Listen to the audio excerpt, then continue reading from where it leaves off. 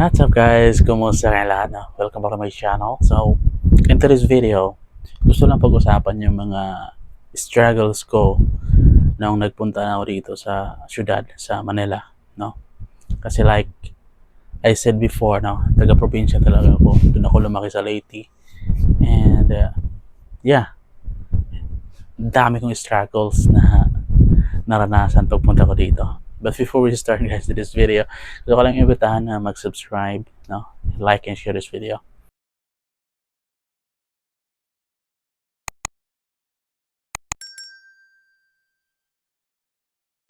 Right? So, let's go.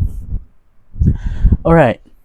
Kagaya nga sinabi ko, taga probinsya talaga ako, taga Leyte and Bisaya. Yung lugar namin, yung tinitira namin mismo, wala ang kuryente.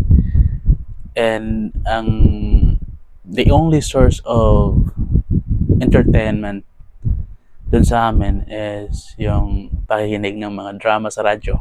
Doon na rin kami nakikinig ng mga balita sa radyo. And yung mga nasakop lang noon is sa Cebu, yung Visayas lang. So talagang limited yung information na nasasagap mo. And minsan naubusan pa ng baterya yung radyo. So hindi rin kami laging nakakakinig ng mga balita, ng mga drama. Hindi rin namin nasubaybayan minsan yung mga drama sa radyo. So talagang limited yung information na dala-dala ko pagpunta ko dito sa Manila. So ngayon pagdating ko dito, talagang hirap akong makasabay. Hirap akong makipag-usap. Tumagdag pa yung hirap din ako magsalita ng Tagalog. Hindi ako fluent sa Tagalog. So dumagdag pa yun. Yung pagsasalita ko, ang tigas ng Tagalog ko. So ngayon medyo nag-improve na yung Tagalog ko. Pero nung pagdating ko talaga dito, talagang malalaman mo na, uy, Bisaya to ang tigas talaga ng dila ko nung pagsasalita ng Tagalog. So, isa yun sa mga struggles. And talagang noon, sa probinsya, madaldal talaga ako. No? Hindi naman ako yung tahimik na tao. Nagiging introverted lang ako nung nandito na ako sa Manila. Kasi yun nga, sinasabi ko na hindi ako makasabay sa mga topic nila. Ano ba yung pinag-uusapan nila? Minsan pinag-uusapan nila kung ano yung anong napapanood nilang show eh. Sabi ko, ano ba yung pinag-uusapan nila? So hindi talaga ako nakaka-relate. So ang ginagawa ko, nakikinig na lang ako. And alam mo yun, na-develop yung, parang nasanay na rin akong hindi nagsasalita. So nagiging introverted na yung personality ko pagpunta ko dito. So yun yung naging struggle ko, yung communication. And ang hirap magipagkaibigan. Alam mo yun? Yung gustong-gusto mo namang lumabas, no? Makipagkaibigan, pero dahil nga nagiging conscious ka na sa mga kung anong dapat mong sabihin, or naging conscious ka na sa sarili mo na hindi ka makasabay sa kanila.